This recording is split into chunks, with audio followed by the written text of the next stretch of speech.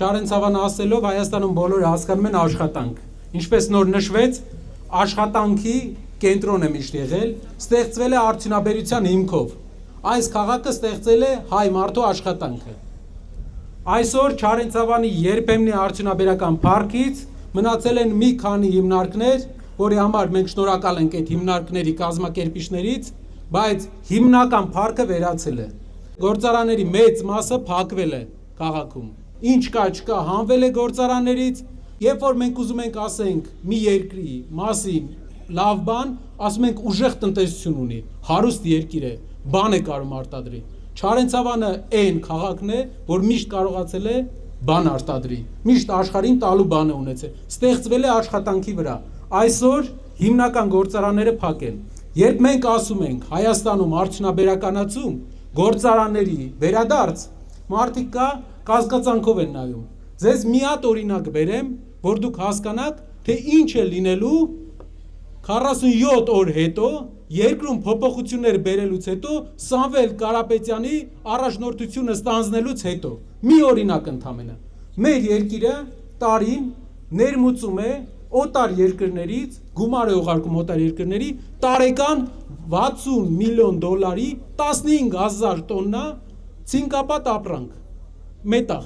60 միլիոն դոլարի։ Իսկ գիտեք ինչ է արտանում մեր երկիրը։ Տարեկան 20 միլիոնի հում ցինկ։ Ցինկը արտանում ենք, վերամշակում են,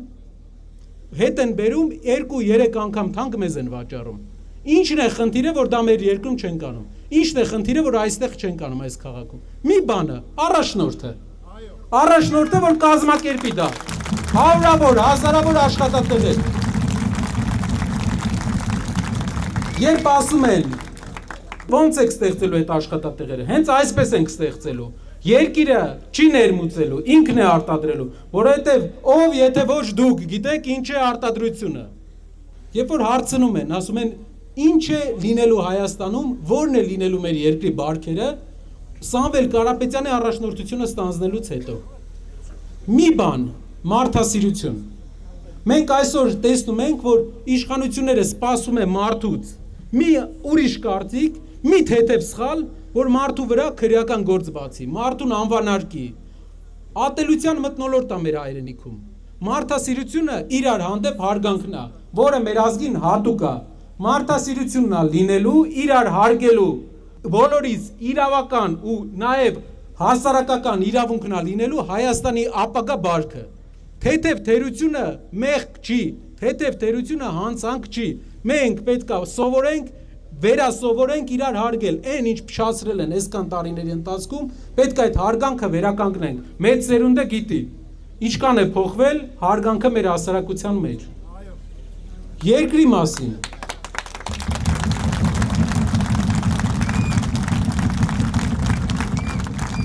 Իշխանությունը ասում է խաղաղություն են բերել եւ շատ մարդկանց բոլորս էլ ուզում են խաղաղություն։ Շատ մարդկանց դա հույս է տալիս։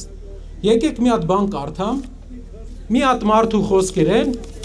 ում այս իշխանությունը համարում է Հայաստանի անվտանգության երաշխավոր։ Կարդում եմ։ Ես սա արդեն որոշ ժամանակ առաջ ասել եմ։ Մենք պետք է վերադառնանք մեր պատմական հողեր, ոչ թե տանկերով, այլ ավտոմեքենաներով։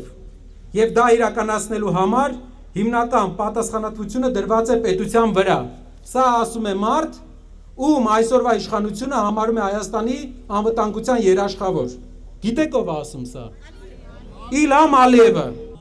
Մենք պետք է վերադառնանք մեր պատմական հողեր, ասում է, ոչ թե տանկերով, այլ ավտոմեքենաներով։ Եվ դա իրականացնելու համար պատասխանատվությունը դրված է պետության վրա։ Ինչպես նաև հասարակական կազմակերպությունների, ադրբեջանցի գիտնականների վրա։ Ես գիտեմ, որ եւ հետևում եմ, որ այս ուղղությամբ ստեղծվել են բազմաթիվ գիտական աշխատություններ։ Ղարաբաղում հիմա խաղաղություն է, ժողովուրդ։ Բայց հայ չկա։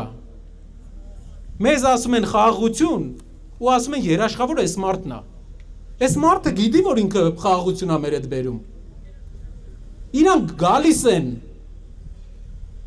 Ոնց համոզենք մեր եղբայրներին, գալիս են այ մարդ։ Մի հավատացեք։ Սուտ են ասում, խաբում են, համոզում են ու գան, ինքն է ասում, բան չի եղել, որ այս մարդը, այս բեղերով մարդը ասի, մեր երկրի հիմիկվա ղեկավարը չտա, խնդրում եմ, հարգելի հայրենակիցներ, լուրջ վերաբերվենք մեր ընդհանուր հայրենիքին, իրանք գալու են, իրանք հրահրելու են բախումներ, ու դա հիմք է լինելու, որ իրանք մտնեն մեր երկիր, ներքին կյանք, ինչու մի անգամ մեր երկրի ղեկավարությունը վերջնականապես այս հարցը չի լուծում, որովհետև գիտի, որ ինչպես տվել է ամեն ինչ, ինչպես տվել է Սյունիքում ճանապարհ, ինչպես տվել է մեր հայրենիքի 30%-ը, վաղ թե ուշ էս էլ է տալու։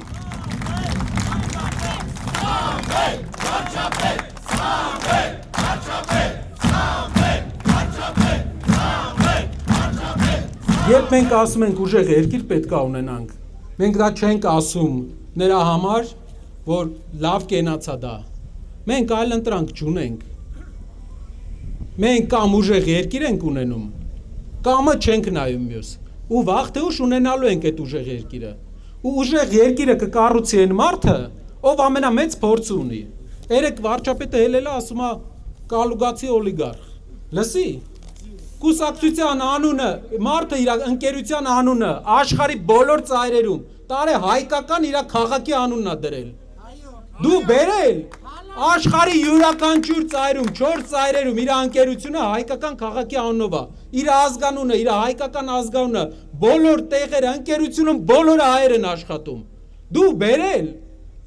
Սահմանադրություն ես փոխում ուրիշի զակազով, մարդը ճնշումների տակ աշխարհի բոլոր երկրներում իր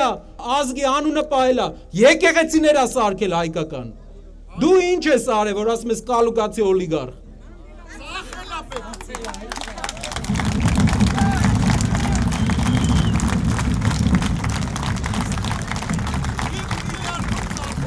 Սիրելի հայրենակիցներ, գիտեմ, որ Չարենցավանը աշխատող ու աշխատանքի միտված քաղաք է, մենք պրոյեկտներ ենք անելու ու ամեն տարի տարբերությունը տեսնելու եք դուք, տեսնելու եք ու դա է բերելու հարստություն մեր երկրին, ձեր արտադրանքը հզորացնելու է Հայաստանը, ու սա բոլորս անելու ենք, բոլորս իրար հետ, շնորհակալ եմ։